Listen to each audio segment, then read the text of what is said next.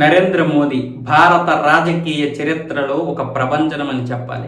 దేశాన్ని ముందుకు తీసుకుపోవడంలో, అభివృద్ధి చెందిన దేశంగా తీర్చిదిద్దడంలో ఆయన చేస్తున్నటువంటి ప్రయత్నాలు అమోఘమని చెప్పాలి. ఈ ప్రయత్నాల్లో కొన్ని తప్పులు, పొరపాట్లు జరిగి ఉంటే ఉండొచ్చు. అందరికీ ఆయన పనితీరు నచ్చాలని ఏం లేదు. కానీ మెజారిటీ భాగం అయితే ఆయన యొక్క పనితీరునైతే ప్రశంసిస్తుందనడంలో ఎలాంటి సందేహము లేదు.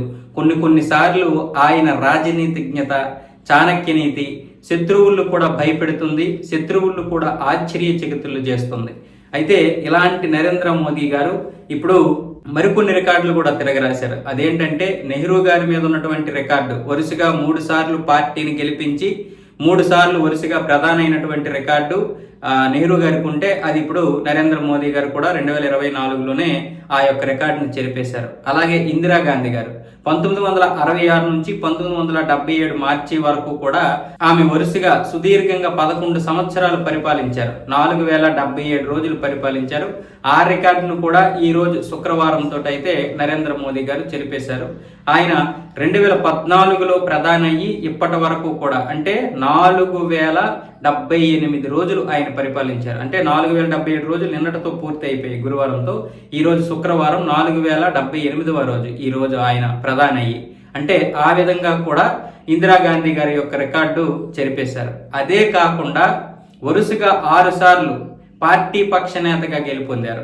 అంటే సీఎంగా చేసినప్పుడు 3 సార్లు, అలాగే ప్రధానిగా చేసినప్పుడు 2014, 2019, 2024 ఇలా వరుసగా అటు అసెంబ్లీలో ఇటు పార్లమెంట్లో 3 సార్లు 6 సార్లు వరుసగా గెలుపొందినటువంటి నేతగా కూడా నరేంద్ర మోదీ గారు రికార్డు సాధించారు.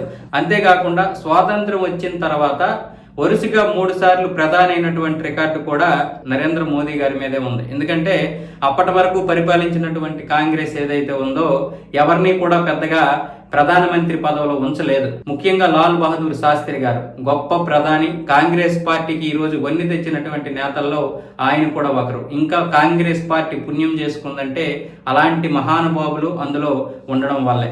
అలాగే పివి నరసింహారావు గారు, ఆయన్ని కూడా ఎక్కువ రోజులు ఉంచనివ్వలేదు. అలా చాలా మందిని కాంగ్రెస్ పార్టీ అయితే వెంటనే తొలగించింది. ముఖ్యంగా వాళ్ళు చెప్పింది 100% విధేయులై పనిచేయాలి. అలా మన మన్మోహన్ సింగ్ గారు పనిచేశారు కాబట్టి 10 సంవత్సరాలు అయితే ఆయన ఏకదాటిగా ప్రధానమంత్రిగా అయితే చేయగలిగారు. వాస్తవానికి మన్మోహన్ సింగ్ గారు చాలా గొప్ప ఆర్థికవేత్త.